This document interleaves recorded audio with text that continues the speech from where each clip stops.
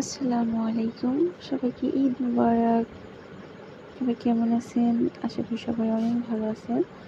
আজকে ঈদের দিন, তো আজকে আমি রান্না করছি কবুতরের মাংস। আমার মা কোনো গরু ও খাসি এগুলা মাংস খায় না, শুধুমাত্র মুরগি, কবুতর, হাঁসের মাংসও খায় না। তো আজকে মা বলছিল কবুতরের মাংস খাবে, তার জন্য আমি কবুতরের মাংস রান্না করতে শুরু করে দিয়েছি। আর এটা যেহেতু আজকে ভুনা করব, তার জন্য বেশি করে পেঁয়াজ কুচি দিয়ে রান্না করছি।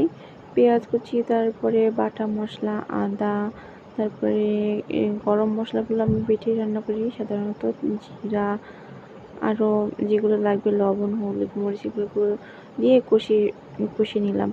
যখন দেখলাম যে মশলা থেকে তেলটা বের হয়ে আসছে, মানে মশলাটা কষানো শেষ, সেই মুহূর্তে আমি কবুতরের মাংসগুলো দিয়ে দিলাম।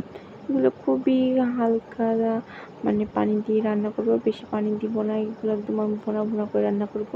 আর আমার মা খুব একটা ঝাল খাইতে পছন্দ করে না, বা খাইতেও পারে না আমার মা, তার জন্য খুবই কম ঝাল দিয়ে এটা রান্না করা হয়েছে। আর মা যেহেতু একাই খাবে, আমরা এটা খাবো না বলতে ভুল হবে, সবাই দেখা যাচ্ছে পরে এটাই আরও বেশি খাই অন্য মাংস রেখে। শুধু এটা আজকে আমার মায়ের জন্য রান্না। তারপরেও দেখতে অনেক সুন্দর লাগছে, দেখুন কি সুন্দর একটা কালার আসছে। আর আমি একা একা ভিডিও করছি, তার জন্য ভিডিওটা ঠিক মতো হয় নাই।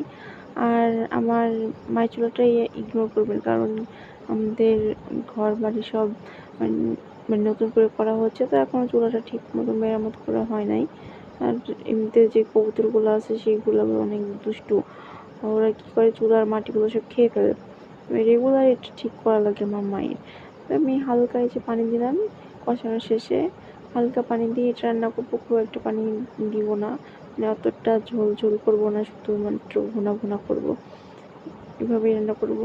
রান্না প্রায় এই তো শেষের দিকে ঢাকনা দিয়ে রাখছিলাম। মা অনেকেই আছে দেখি ঢাকনা ছাড়া রান্না করে, আমার সেই রান্নাটা খুব একটা টেস্ট লাগে না। আমার মনে হয় ঢাকনা দিলে অতিরিক্ত মানে টেস্টটা একটু বাড়ে। প্রায় রান্নার শেষের দিকে আমার রান্না হয়েই গেছে প্রায়। এখন এমনিতে বেশি ধোয়ার জন্য বোঝা যাচ্ছিল না কালারটা। এই যে রান্না আমার শেষ, কত সুন্দর হয়েছে। আজকে এই পর্যন্ত, সবাই ভালো থাকবেন। আল্লাহ।